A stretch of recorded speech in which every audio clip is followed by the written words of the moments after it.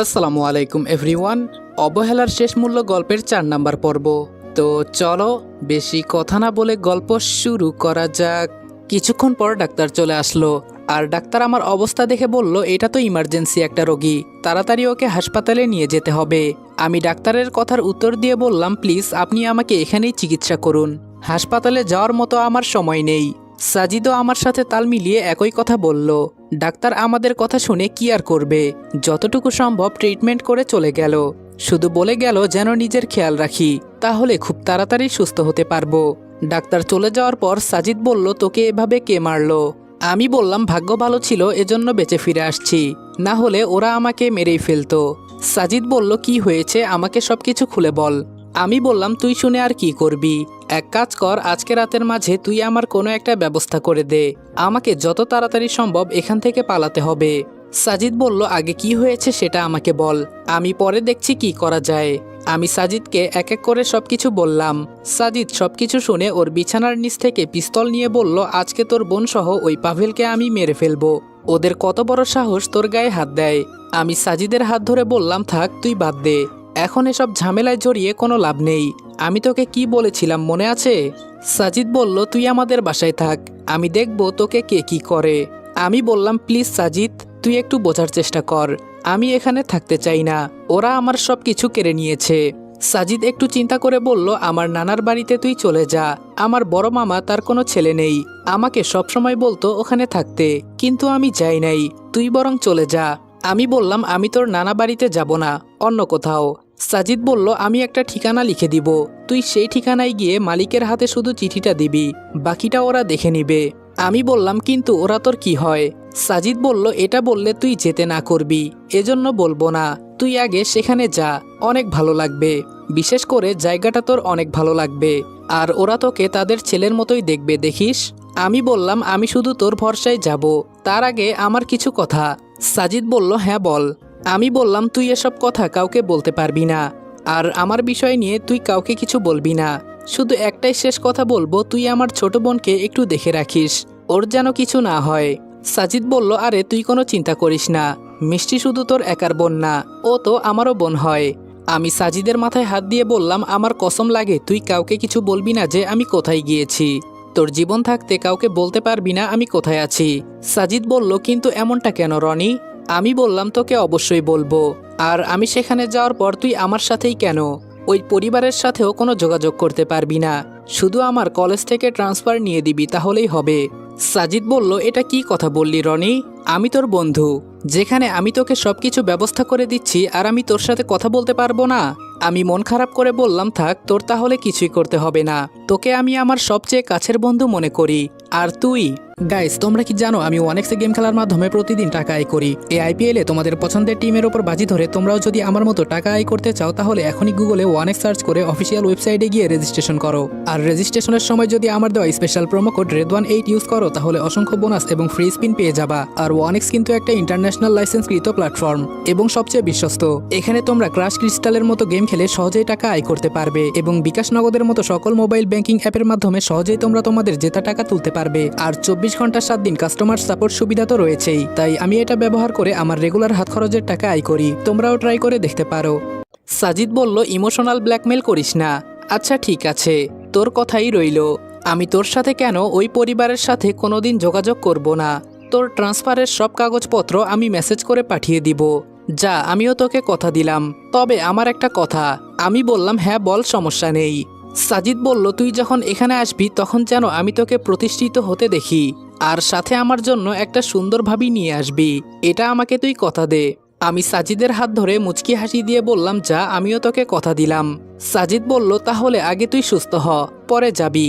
আমি বললাম, তুই আমাকে আজকে রাতে একটা ব্যবস্থা করে দে, আমি এখনই চলে যেতে চাই। সাজিদ বলল, কিন্তু তুই তো অসুস্থ, যাবি কিভাবে? আর আজকে এখানে থেকে রাত 2টা বেজে একটা ট্রেন যাবে, কিন্তু তুই। আমি বললাম, আমাকে সেটাতেই ব্যবস্থা করে দে, আমার চিন্তা তুই করিস না, আমি যেতে পারবো। সাজিদ বলল, রনি দেখ। আমি সাজিদের হাত ধরে বললাম, প্লিজ তুই আমার জন্য এটা কর, তোর আর কিছু করতে হবে না। সাজিদ বলল, আচ্ছা ঠিক আছে, আমি দেখছি কি করা যায়। আমি বললাম, আর একটা কথা বলি, আঙ্কেল আন্টিকে তুই একটু বুঝিয়ে সবকিছু বলিস কেমন, না হলে ওনারা চিন্তা করবেন আবার। সাজিদ বলল, সে তোর চিন্তা করতে হবে না, আমি পরে বলবনি, তুই রুমে শুয়ে থাক, আমি দেখছি কি করা যায়। এই কথা বলে সাজিদ রুম থেকে বের হয়ে গেল। কিছুক্ষণ পর আন্টি খাবার নিয়ে এসে বলল, বাবা কিছু খেয়েছো? আমি বললাম, না আন্টি, আপনি যদি খাইয়ে দিতেন খুব ভালো হতো। আন্টি আমার পাশে বসে বললেন, হা করো। আন্টি আমাকে খাইয়ে দিতে লাগলেন। আমি বলেছিলাম না, সাজিদের আম্মু আমাকে ওনার নিজের ছেলের মতোই দেখে, ওরা সবাই আমাকে খুব আদর করে। আন্টি চলে যাওয়ার পর সাজিদ এসে বলল, সবকিছু ব্যবস্থা করে ফেলেছি, তুই আরেকবার ভেবে দেখ যেতে পারবি কিনা। আমি বললাম, আমার চিন্তা তোর করতে হবে না, আমি তো যাবই। সাজিদ বলল, তোকে বললেও বুঝবি না, ঠিক আছে যা, তবে এখন একটু ঘুমিয়ে নে, সময় হলে আমি তোকে ডেকে দিব। সাজিদের কথা মতো ঘুমিয়ে গেলাম, কারণ আমাকে আবার রাত 2টাতে উঠতে হবে। চোখ বন্ধ করে ঘুমিয়ে গেলাম। মাঝরাতে সাজিদের ডাকে ঘুম ভাঙলো। আমি ঘুম ঘুম চোখে সাজিদের দিকে তাকিয়ে বললাম, কি হয়েছে? সাজিদ বলল, তুই না বললি চলে যাবি, আর এখন ঘুম থেকে উঠতেই চাস না। আমি ধীরে ধীরে বিছানা থেকে উঠে ওয়াশরুমে গিয়ে ফ্রেশ হয়ে বাইরে এসে বললাম, এখন চল। সাজিদ বলল, হ্যাঁ চল, না হলে সময় শেষ হয়ে যাবে, পরে তুই যেতেই পারবি না। সাজিদ আর আমি হাঁটতে লাগলাম। এখান থেকে স্টেশন বেশি একটা দূরে নয়। যেতে যেতে সাজিদ বলল, যেখানেই থাকিস ভালো থাকিস, এটাই দোয়া করি, আর ভুলেও পড়াশোনা ছেড়ে দিস না। আমি বললাম, হ্যাঁ এটা তোর বলতে হবে না। দেখতে দেখতে স্টেশনে চলে আসলাম। সাজিদ আমার হাতে অনেকগুলো টাকা দিয়ে বলল, এগুলো আমি তোকে দিলাম, জানি তুই নিতে চাইবি না, তুই যখন ইনকাম করিস তখন আমাকে ফেরত দিয়ে দিস। সাজিদের হাত থেকে টাকাগুলো নিয়ে পকেটে ঢুকিয়ে বললাম, তুই তো দেখি ভালো করে জানিস কিভাবে আমাকে টাকা দিলে আমি রাখবো। সাজিদ হাসি দিয়ে বলল, সে তো তোর সাথে থাকতে থাকতে সবকিছু শিখে গেছি। ট্রেন আসতে আসতে সাজিদ আমাকে সবকিছু বলে দিল কিভাবে কি করতে হবে, আর অল্প কিছুক্ষণের ভেতরে ট্রেন এসে গেল। আমি সাজিদকে বিদায় দিয়ে ট্রেনে উঠে গেলাম। আমার সিট খুঁজে আমি বসে গেলাম। আমার পাশে একজন মুরব্বি বসেছে। কথা বলার মতো মানুষ না পেয়ে ঘুমিয়ে গেলাম। যখন ঘুম ভাঙলো তখন দেখি হালকা হালকা সকাল হয়ে গেছে। আর একটা স্টেশন পার হলেই আমি আমার গন্তব্যের জায়গায় পৌঁছে যাব। অবশেষে এসেই গেলাম। ট্রেন থেকে নেমে একটা রিক্সা নিয়ে সাজিদের বলা ঠিকানায় যেতে লাগলাম। তবে আমি যেদিকে যাচ্ছি দেখে মনে হচ্ছে যেন এটা একটা গ্রামের মতোই। শহরের ভেতরে যে এত সুন্দর একটা জায়গা আছে এটা আমার জানা নেই। কে বলবে এটা একটা শহর? প্রথম দেখে সবাই মনে করবে এটা একটা গ্রাম। চারদিকে গাছ আরো কত কি, পুরোটাই দেখার মতো। রিক্সাওয়ালা আমাকে নামিয়ে দিয়ে বলল, আপনি যেটা খুঁজছেন ওই যে দূরে একটা বাসা দেখা যায় ওইটাই। রিক্সাওয়ালাকে ধন্যবাদ দিয়ে আমি সামনে যেতে লাগলাম। বাসার সামনে সুন্দর করে লেখা আছে কামাল ভিলা। হ্যাঁ, সাজিদ আমাকে এই বাসার কথাই বলেছে। আশেপাশে এত বাড়ি নেই, তবে যা আছে পুরোটাই দেখার মতো। কি সুন্দর মাঠ, ছোট ছোট ঘর।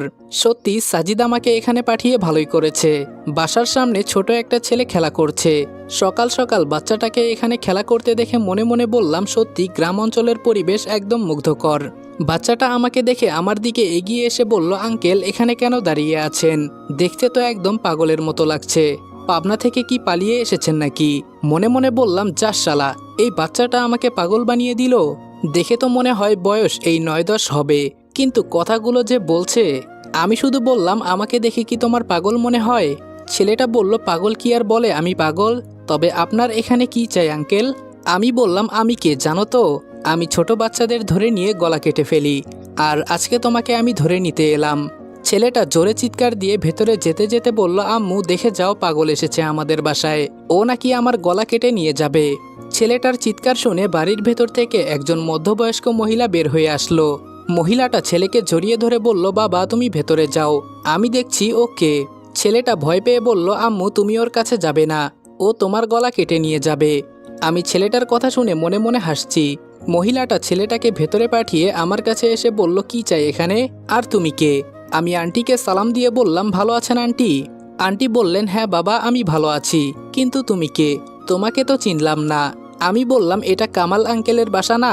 আন্টি বললেন, হ্যাঁ তুমি ঠিক ঠিকানাতেই এসেছো, কিন্তু আমি তো তোমাকে চিনতে পারলাম না।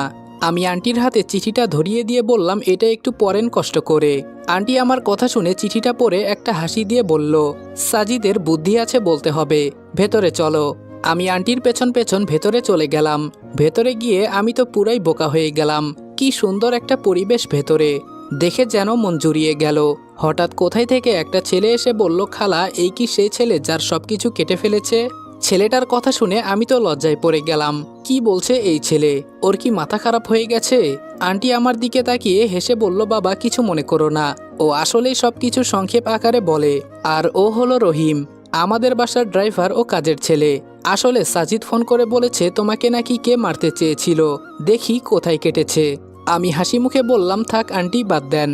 আবার সেই পিচ্চি ছেলেটা আমাদের সামনে এসে ওর মাকে বলল, আম্মু তুমি এই পাগল আঙ্কেলকে বাসার ভেতরে কেন নিয়ে এসেছো? আন্টি বললেন, যাও বাবা, ভেতরে গিয়ে খেলা করো।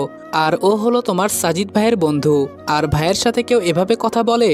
ছেলেটা কিছু না বলে চুপচাপ ভেতরে চলে গেল। আন্টি আমার কাছে এসে বলল, কোথায় কেটেছে দেখাও তো আমাকে। কি আর করার, শার্টটা পেছনে একটু তুলে দেখিয়ে দিলাম। আন্টি তো চোখ বড় বড় করে বলল, এতটা কেটে গেছে? আর তুমি এই অসুস্থ শরীর নিয়ে? আমি আন্টিকে থামিয়ে বললাম, থাক আন্টি, বাদ দেন, সব কিছু ঠিক হয়ে যাবে। আপনি আমার একটু।